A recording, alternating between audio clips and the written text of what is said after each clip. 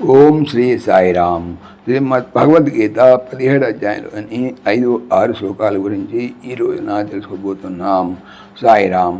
భగవానుడు గత శ్లోకంలో ఇలా తెలియజేశారు. సత్వగుణము గలవారు దేవతలను, రజోగుణము గలవారు యక్షులను, రాక్షసులను, తమో గుణము గలవారు భూత ప్రేత గణములను పూజించున్నారు. అయితే ఈరోజు చెప్పుకోబోయేటువంటి 5-6 శ్లోకాల్లో అసుర స్వభావం గలవారు ఆచరించు ఘోర తపస్సులు త్యాజ్యములని చెప్పుపోతున్నారు. అశాస్త్ర విహితం ఘోరం తప్యంతే ఏ తపో జనాః దంభాహంకార సంయుక్తాః కామరాగ బలాన్వితాః కర్మ ఎంత శరీరస్థం భూతగ్రామమచేతసః మాం చైవాంత శరీరస్థం తాన్ విద్ధాసురనిశ్చయాన్.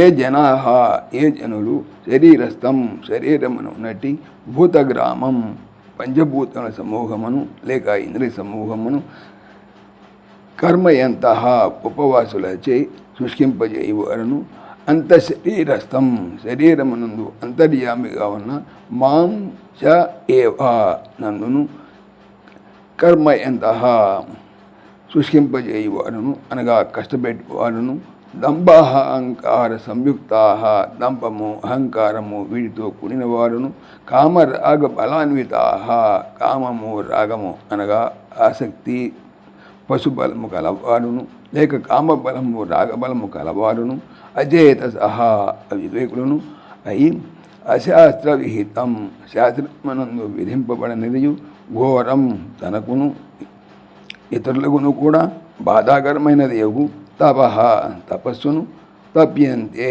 ఆచరించున్నారు తాను వారిని అసుర నిశ్చయాన్ అసుర స్వభావం గల వారిగా విద్ధి తెలుసుకోనము.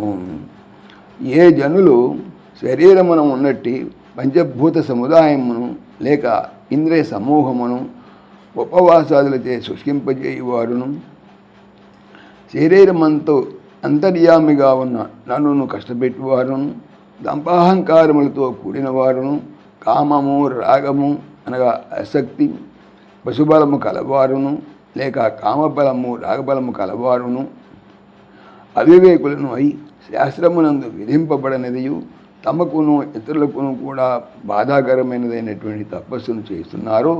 అట్టి వారిని అసుర స్వభావం గల వారిగా తెలుసుకోను. సాయిరామ్.